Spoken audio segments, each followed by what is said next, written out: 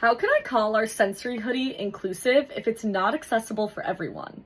People have been pointing out something really important in the disability community, which is the fact that things cost so much.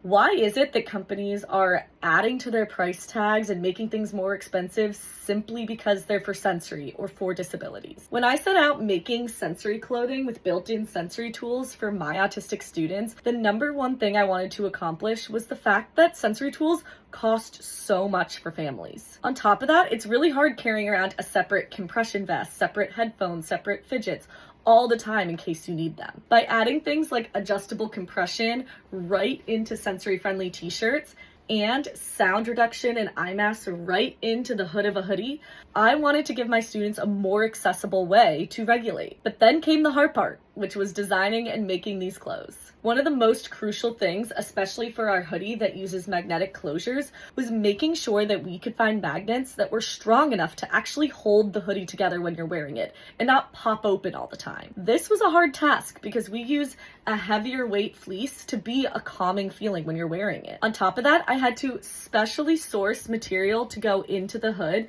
that wouldn't be as bulky as foam, be more washable, but could still help block out some ambient noise. This is not a material that's typically used in clothing, but that wasn't it.